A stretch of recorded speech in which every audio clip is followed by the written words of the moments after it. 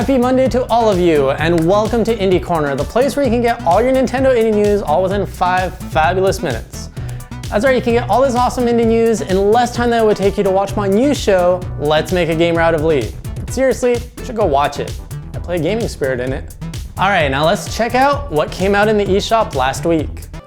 Europe and North America saw the arrival of the peaceful Tengami for the Wii U. The game invites you to take a break from life and relax with its relaxing adventure game set in a traditional Japanese pop-up book. Also releasing across both territories, we saw Picross E5 come to the 3DS eShop. This is the 5th release in the series and will challenge players with a variety of crossword picture puzzles.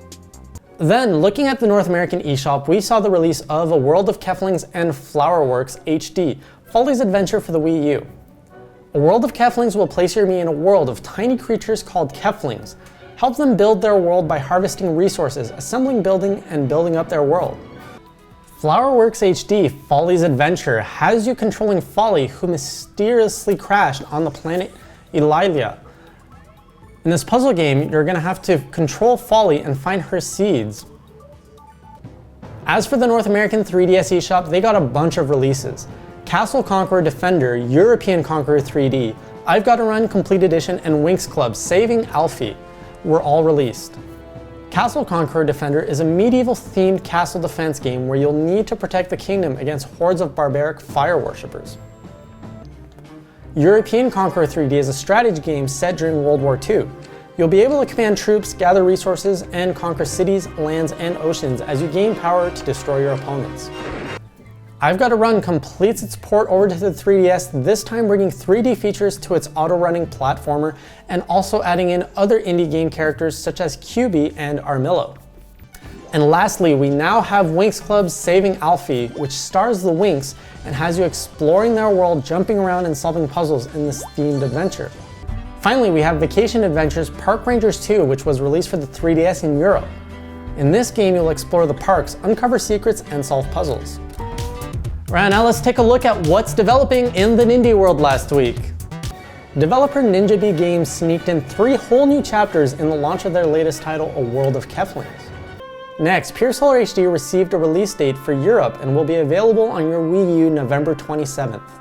Meanwhile, the game Get Close has just passed the approval stage with Nintendo and will be announcing a release date in the coming weeks. And now for last week's finds in new indie projects. Developer Red Column has teased a new Wii U exclusive puzzle platformer called 3 Souls. The teaser will leave you guessing as to what the game will entail, but what we do know for sure is it will rely heavily on the gamepad and will be released in 2015. Next, Dolores Entertainment announced that they would be porting Kinto's Games Bit Dungeon to the Wii U. This roguelike game will drop your character in a world of randomly generated levels full of enemies.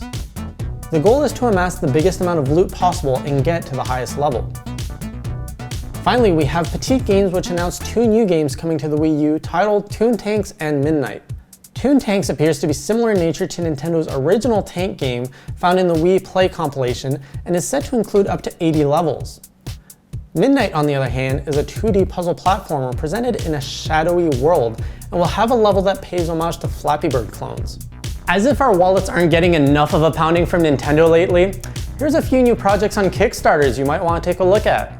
C3 Games is trying to raise $25,000 to bring their game, Dodgeball Blitz, to life and to the Wii U.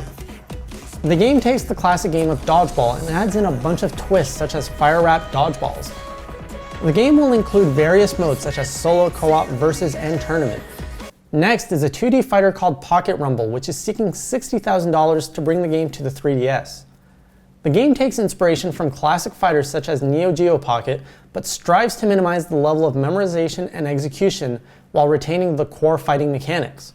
The game will ensure that players will need to focus on strategy and reading their opponents to succeed at the game. Once again, the amazing Enthusiast team was hard at work last week, working on some reviews so that you guys can make better informed decisions on your indie purchases. Sean Long returned to the review scene with 2 new reviews. The first was for Sportsball.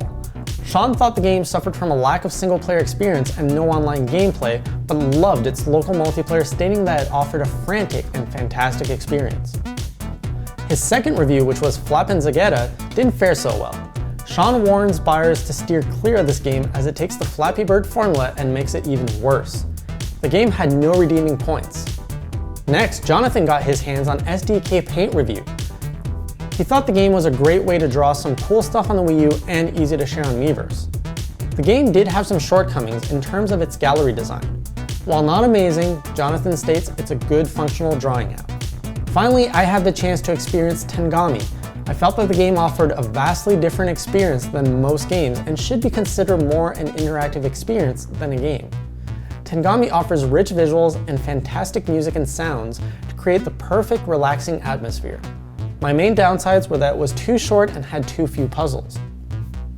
And finally, there's one review which didn't get completed in time to be featured on the show, but it's just around the corner. My review of A World of Keflings is coming out. Now, as an initial first impression for you guys, I was blown away. It's really fun, and there's a ton of content in it. Look out for my full review of it in the next few days. And now you're all up to date on your Nindy news for November 17th, 2014. Now that's all I've got for you guys. So if you want more indie news for the week, you can always follow me on Twitter at indiecorner_NE, or you can follow my personal account at Jason_Lapine to see what other weird, crazy projects I'm working on. We also have Indie Corner on Facebook, which you can follow. All those links are down below in the description. Until I see you guys next week, keep on playing indie, and always have fun.